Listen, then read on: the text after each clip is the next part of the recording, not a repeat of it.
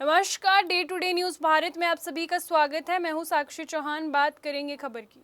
सहारनपुर से एक बहुत दर्दनाक खबर सामने आई है। देहरादून पंचकुला राष्ट्रीय राजमार्ग पर सरसावा के पास दो वाहनों की आमने सामने की भीषण टक्कर हुई, जिसमें आईटीबीपी के डीआईजी परमिंदर सिंह और उनके चालक रविशंकर की मौत हो गई।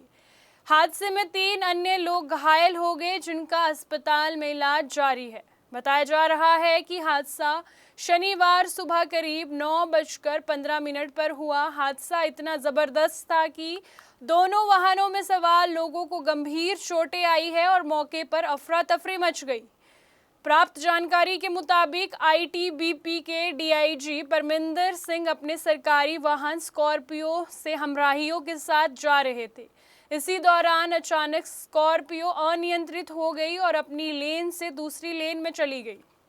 उसी वक्त सामने से एक स्विफ्ट डिजायर आ रही थी। दोनों वाहनों की रफ्तार और अचानक हुई आमने सामने की टक्कर में ये जो टक्कर थी वो काफ़ी भीषण हुई और टक्कर इतनी भयंकर थी कि दोनों वाहनों में सवार लोग घायल हो गए। आसपास मौजूद लोगों ने हादसे की सूचना पुलिस को दी और घटना की जानकारी मिलते ही पुलिस टीम मौके पर पहुंची और राहत एवं बचाव कार्य शुरू कर दिया। घायलों को बिना देरी की अस्पताल पहुंचाया गया और अस्पताल पहुंचने पर चिकित्सकों से आईटीबीपी के डीआईजी परमिंदर सिंह और उनके चालक जो थे उनको मृत घोषित चिकित्सकों के द्वारा कर दिया गया। हादसे में डीआईजी का एक हमराही और स्विफ्ट डिजायर में सवार 3 लोग जो है वो घायल बताए जा रहे हैं। घायलों का अस्पताल में इलाज जारी है और उनकी स्थिति पर डॉक्टरों की नजर बनी हुई है। इसी दर्दनाक हादसे की सूचना मिलते ही पुलिस और प्रशासन के अधिकारी भी सक्रिय हो गए। घायलों को बेहतर इलाज उपलब्ध करवाने के लिए अधिकारियों और चिकित्सकों के बीच समन्वय बनाया गया।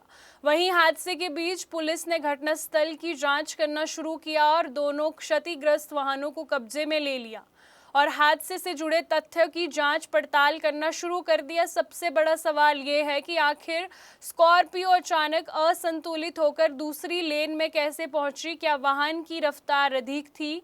क्या सड़क की स्थिति और किसी अन्य वजह से वाहन का संतुलन बिगड़ गया? इन तमाम पहलुओं की जांच पुलिस द्वारा की जा रही है। आइए आपको सुनाते हैं इस घटनाक्रम के बारे में पुलिस ने क्या कहा। आज प्रातः 9:15 के आसपास मुझे सूचना दी गई कि एक स्कॉर्पियो गाड़ी में पलट गई है लेन चेंज करके, और मौके से सब इंस्पेक्टर ने सूचना दी थी।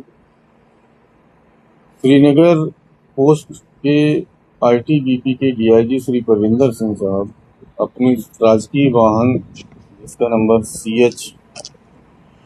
CH01 GA 1502 है, उसी से आ रहे थे। उनके साथ गाड़ी वर्दीधारी उनका जवान चला रहा था जिसका नाम रविशंकर था। उनके साथ एक हुंडई था।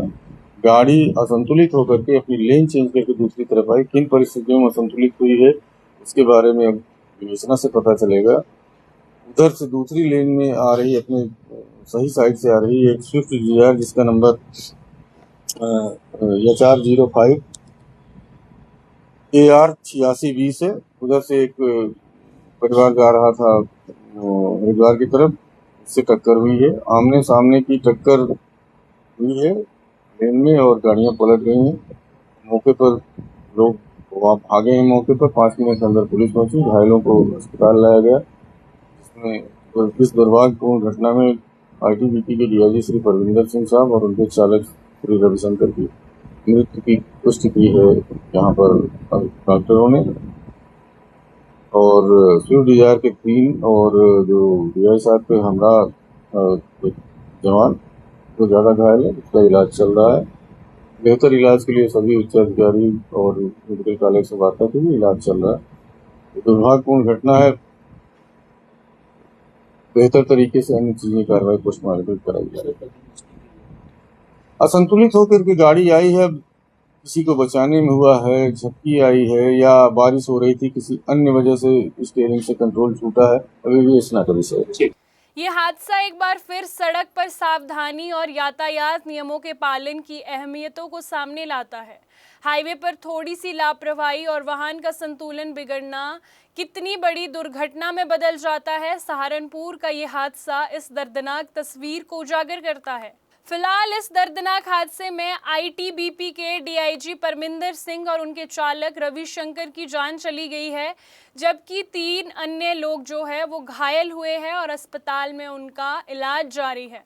पुलिस पूरे मामले की जांच कर रही है और हादसे के वास्तविक कारणों का पता लगा रही है। सहारनपुर में हुए इस भीषण सड़क हादसे ने 2 परिवारों को गहरे सदमे में डाल दिया है। वहीं हादसे के बाद एक बार फिर सवाल खड़े हो गए हैं कि आखिर हाईवे पर इतनी सड़क दुर्घटना को रोकने के लिए सुरक्षा के क्या इंतजाम होने चाहिए और चालक की सतर्कता को कैसे और मजबूत किया जाए। फिलहाल इस हादसे से जुड़ी हर अपडेट पर हमारी नजर बनी हुई है। जैसे ही कोई नई जानकारी सामने आती है आपके साथ जरूर साझी करेंगे। कोई भी कार्यक्रम हो, हम सोने के गहने नहीं खरीदेंगे। गोल्ड नहीं, ठीक है तो जेनेसिस हाइट देख लो। मैं मजाक नहीं कर रही, क्योंकि बात जब लॉन्ग टर्म एसेट्स की करें तो property investment still stand strong. और जेनेसिस हाइट्स की बात करें तो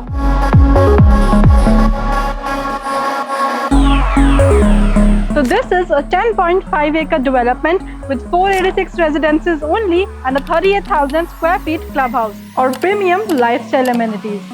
अब गोल्ड लेना है या नहीं वो आपकी चॉइस है। तो अगर प्रॉपर्टी देख रहे हो तो जेनेसिस हाइट्स को देखना बनता है। आपको बता दें कि day to day news Bharat निष्पक्ष तरीके से पत्रकारिता करता है। हमारा कोई भी रिपोर्टर फील्ड में किसी से कोई उपहार या विज्ञापन स्वीकार नहीं करता और ना ही किसी को ब्लैकमेल करता। हम हमेशा दबे कुचले लोगों की आवाज़ बनते आए हैं और आगे भी बनेंगे। साथ ही हम लोकतंत्र के चौथे स्तंभ को मजबूत करने की कोशिश करेंगे।